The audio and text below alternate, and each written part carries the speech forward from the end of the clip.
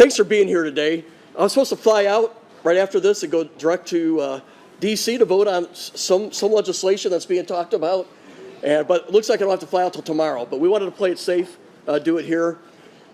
But I can't think of a better place than Eppley Airfield anyway, because we've helped invest $78 million. So this airport is going to be the pride and joy of Omaha, with double the terminals, direct flights to Caribbean and Mexico. And so this is part of the legacy I think our team, not me, but our team will have on this. And so thanks for being here. And, you know, in Ecclesiastes, it says in chapter 3 that there's a time for everything.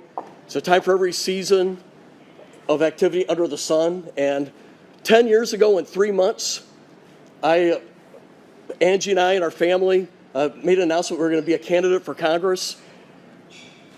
We had an uphill battle on that, but we ended up being the only Republican challenger to win in 2016 in the House or the Senate. And it never got easier, right? 2018, we lost 41 seats in the House, and we were able to pull out a victory at 2 points, outperforming by 8 points our party. And you can say the same thing for 2020, 2022, and even in 2024, we had everybody that does projections, eight of them, so we were going to lose.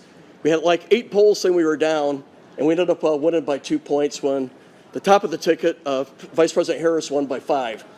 And one some of the funniest quotes that we got out of this was, one Democrat called me a white elephant. I had another commentator says Don Bacon was grown in a laboratory, tailor-made for this district. And then the DCCC was asked, why did you lose? I go, we have no idea why. That was my favorite quote. But today I am announcing I'm not running for re-election. So I feel emotional. It's been a great 10 years. So I wasn't supposed to get emotional. That's not one of the things that's thinking about. We've worked 4 days out of 7 in Washington, D.C., 12, 14 hours a day. It's time to come home. So I look forward to working in the area and walking in the door saying hi to Angie every night.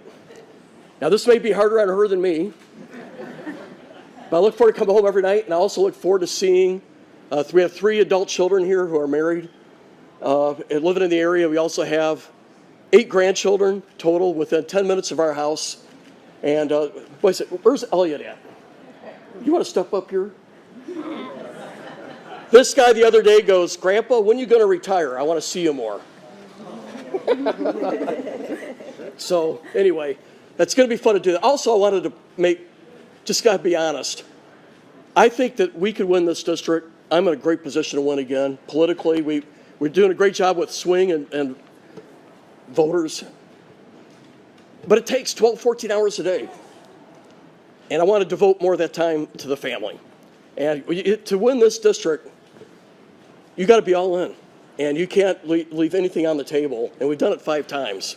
And so I think it's time for a new Republican to be our nominee that can do 12, 14 hour a day and hold this seat.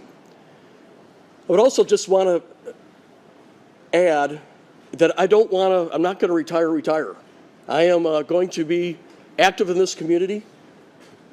I love Omaha. I've lived at 16 places in the Air Force. This is our home. Best place to live in America. You didn't need to ask Forbes. You just ask me. I know firsthand. Right? So we want to be involved and make a difference. Also, on the national level, I have a voice in national security, and I want to be a voice for traditional Republican views that stem from Ronald Reagan. My first campaign that I got involved in was 13 years old in 1976, campaign for Ronald Reagan. And I haven't changed. I believe in the views that he espouses, so I want to be a voice there as well.